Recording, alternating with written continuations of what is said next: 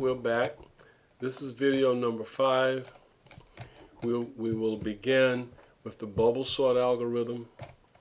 Last time we looked at selection sort, and we said that that's probably one of the simplest ones because you go through the whole array, find the smallest value, and put it in its right place by a swap operation. The BubbleSort is more like I wish I could call this a bullying algorithm, because you can visualize it as saying you have a bunch of kids lined up, and the biggest kid pushes his way to become the first thing in line or the last thing in line. And basically he looks at his neighbor and says, "I'm bigger than you, so you move over." And so they swap places. And like the selection sort, the BubbleSort consists of passes. On the first pass, one element moves its way through the whole array to wind up in its proper place. And just like selection sort, you can go by the biggest value or by the smallest value. So let's see what we got here. Please, yes. Okay. In this version of BubbleSort, we're going to go with the largest value. So we start off by comparing the first and second elements. If they are out of order, they swap places. And on that pass, then you compare the second and third element. If they are out of order, swap. Third and fourth element, if they are out of order, swap. Down the list till you get to the next to the last element and the last element. If they are out of order, stop. If you imagine that, what happens by the time you get through one pass? When you're done with one pass, the largest value is on the very end. At that point, you never need to touch the largest value anymore because it's already in its place. So you repeat for the second pass. After the second pass, how many elements are in sorted order? 2. Where are they? They're last in the array. After 7 passes, 7 elements are sorted. They're the 7 last ones in the array, and so forth. So let's take a look. If the array contains this, we compare 17, 23. They're in the correct order. Don't do anything. Next we move to 23. Next we move to 20. Next we move to 23 and 5. They are out of order, so swap them into order, 5 and 23. And now we have what? 23 and 11. Are they in order? No. So I swap them. 11 and 23. So after one pass, we have 17, 5, 11, and 23. Notice that 23 is the largest value. It's in its final resting place, so we never need to touch it again. All right. What happens on the second pass? I compare 17 and 5. They're not in the right order, so I will swap them. I'm making a mess here. Okay. So that becomes 5 and 17. The next time we're going to compare 17 and 11. What's going to happen?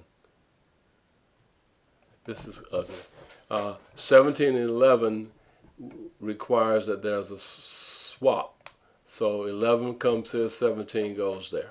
So at the end of this pass, and notice that this is the last comparison we make. It's between here and here. There's no need to compare this to 23 because 23 is already in place because it's the biggest one. So after the second pass, we have 2 elements in place, 17 and 23, and we're down to an array that consists of only 2 elements. We compare them. They're in order. I don't need to swap, so I'm done. By the time I'm down to 2 elements, I don't need, that's where the algorithm stops. All right.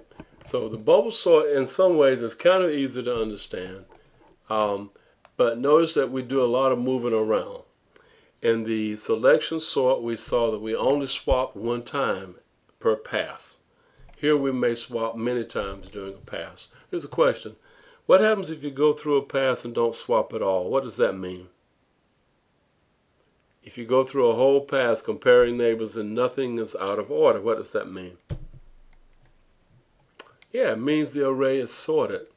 And you can actually take advantage of that and write a smart bubble sort that says if I go through a pass and don't make swaps, I'm done sorting.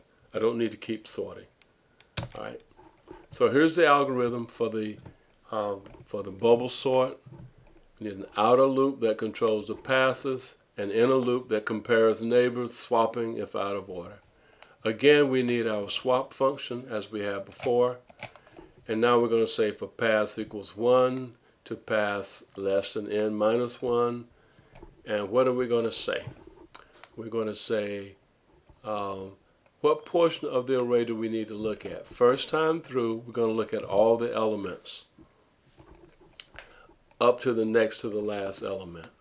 So if I have 7 elements, what are the subscripts? 0 through 6. I'm going to compare sub 0 to sub 1, sub 1 to sub 2, but what's the last comparison we're going to make? We have 6 elements. The last comparison that we're going to make is sub 4 to sub 5. We cannot compare sub 5 to sub 6 because there's not a sub 6. So the placement of this loop is critical, that we stop one short of the end of the array. All right.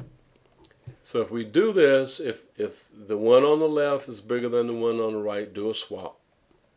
And this is basically the bubble sort. Okay, it's not as it's fairly simple, but the trick is to understand that the array is shrinking all the time. The array is shrinking. As pass gets bigger and bigger, we look at less and less of the array. Now, here's your bubble sort exercise. Take the selection sort program and convert it to test bubble sort that implements the bubble sort function and test that it works.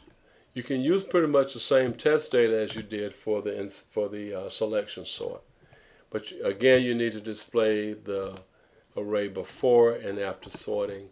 Submit your program to that. Okay. With that.